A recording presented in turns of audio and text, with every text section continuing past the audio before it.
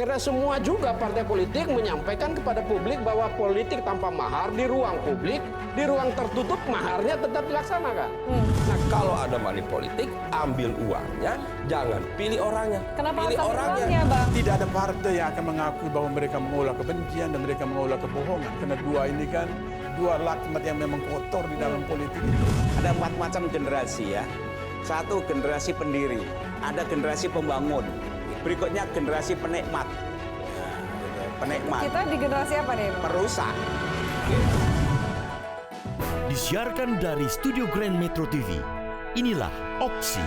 Opini dua sisi, berbeda pandangan tanpa saling menyalahkan. Dan dipandu oleh Afiani Malik.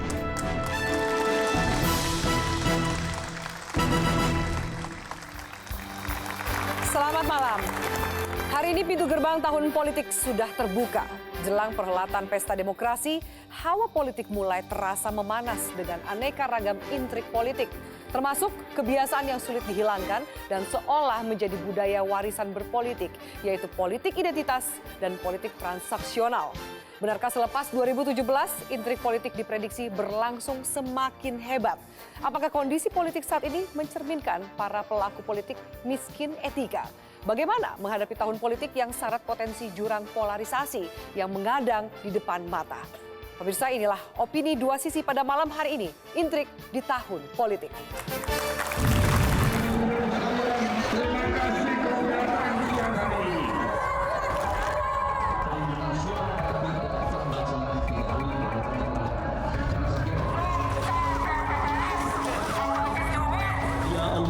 Hidupkanlah hati kami, menjadikan Jakarta lebih baik.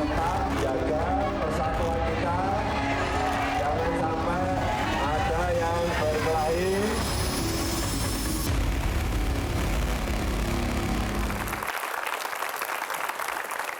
Dan pemirsa, untuk mengulasnya sudah hadir di studio Metro TV Sekjen Partai Nasdem Joni Plate. Selamat malam. Ketua DPP Partai Gerindra Ahmad Riza Patria. Mas Riza, selamat malam. Analis politik senior Daniel Dakidae. Pak Daniel, selamat malam. Cendekiawan Islam Komarudin Hidayat. Prof. Komar, selamat malam. Dan satu lagi, Direktur Komunikasi Indonesia Indikator Rustika Herlambang. Mbak Tika, selamat malam.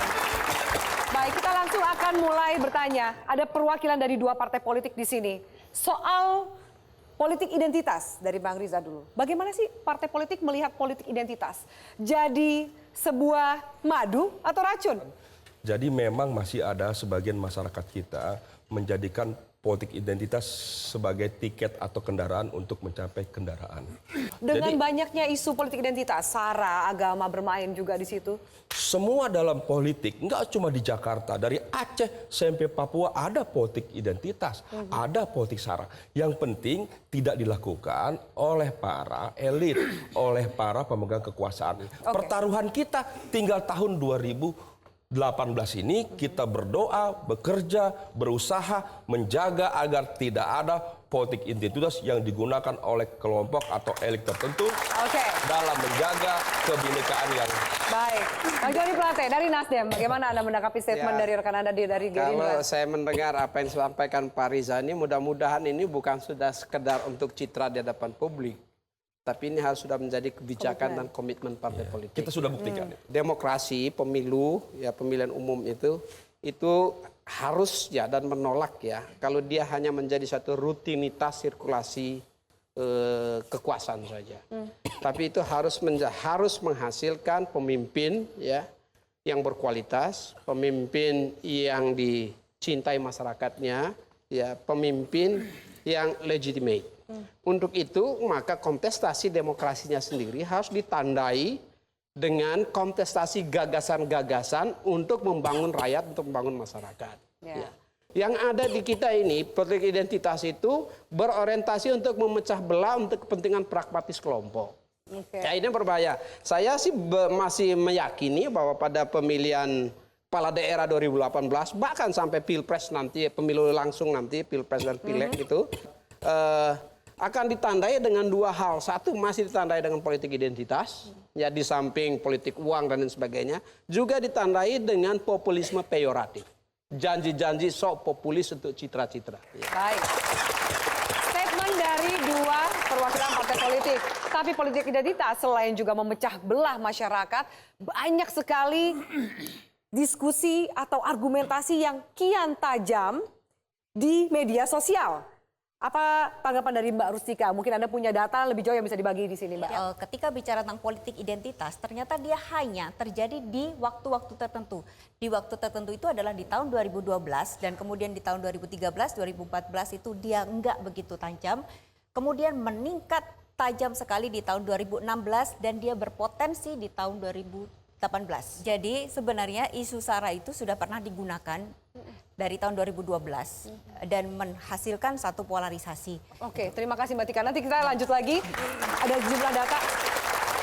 Pak Daniel, kalau kita lihat, oke, tentu yang disampaikan oleh kedua rekan kita di sini harus seperti itu. Tapi kemudian masyarakat yang terjadi realitanya sedikit berbeda. Apa tanggapan Anda? Identitas itu kan melekat pada diri. Jadi bukan sesuatu yang jahat. Sama sekali bukan sesuatu yang jahat. Karena dia melekat pada diri orang, melekat pada kampungnya, pada kotanya, melekat pada keluarga dan seterusnya. Itu kan sesuatu yang sangat Manusiawi. sangat asli dan sangat original dalam orangnya, dalam masyarakatnya, dalam persekutuan dan seterusnya. Artinya bahwa saya tidak bisa bilang bahwa karena saya orang Flores dan sendiri saya jahat. Oh tidak, nggak mungkin. Karena Bung Komar ini orang Jawa dengan sendirinya harus dicurigai. Oh sama sekali tidak. Kalau Anda katakan itu baik, tapi kenapa kemudian politik identitas yang tadi Anda katakan menjadi originalitas kita, kemudian berubah menjadi seakan-akan alat untuk memecah belah? Nah di sana baru jadi soal, yaitu bahwa ketiga identitas itu menjadi politics of identity. Yaitu identitas menjadi dasar untuk mengambil kekuasaan. Identitas itu menjadi sesuatu yang eksklusif pada dirinya. Dan berdasarkan itulah ini kebijakan kekuasaan itu dibuat. Atau yang menjadi masalah dengan identity politics yaitu dia menjadi dasar untuk memobilisasi politik untuk mencapai satu tujuan tertentu yang mungkin tidak diingini juga dari kelompok yang lain. Ketika itu terjadi baru yang namanya politics of identity itu memang menjadi sesuatu yang berbahaya, sesuatu yang memang Siapa yang bertanggung jawab ketika merubah identitas menjadi sebuah alat politik? Hampir tidak bisa kita katakan ada orang yang harus bertanggung jawab tentang itu. Tetapi yang pasti yaitu bahwa di dalam menjalankan politics of identity atau politik identitas itu pasti ada pemimpinnya. Ada orang yang memang menjadi jubir, ada orang yang menjadi tukang menyebarkan isu dan seterusnya. Yang di dalam dunia sosial media menjadi jauh lebih gampang. Karena itu alat-alat seperti hoax itu kan dikerjakan dan juga cyber troops bekerja. Cyber army. Nah itu baru waktu di sana dia menjadi sesuatu memang ya problematik lah, yaitu bahwa problem dari politics of identity itu menjadi persoalan besar. Oke. Prof. Komar, ini apa yang harus diantisipasi ketika mungkin banyak orang dan bahkan banyak bidang ini agak deg-degan menanti tahun 2018? Jadi sekarang ini sungguhnya etnis itu semakin mengendor. Karena terjadi satu perkawinan lintas budaya sehingga muncul generasi hibrida.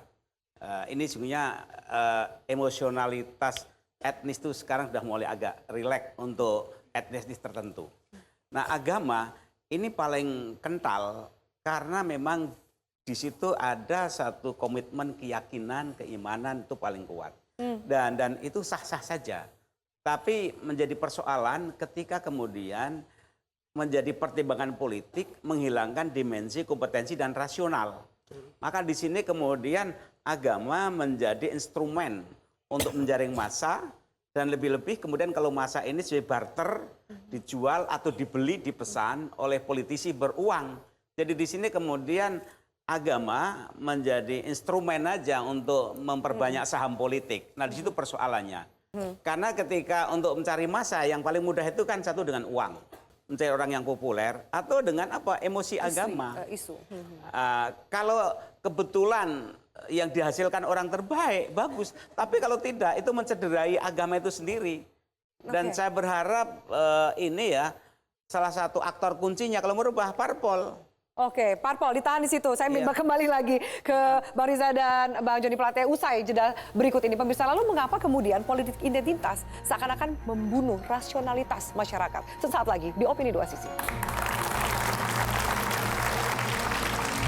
Tapi pada saat proses untuk mencapai kemenangan, mengadu domba dengan menggunakan agama, menggunakan suku, menggunakan ras, ya itu terjadi. Ya.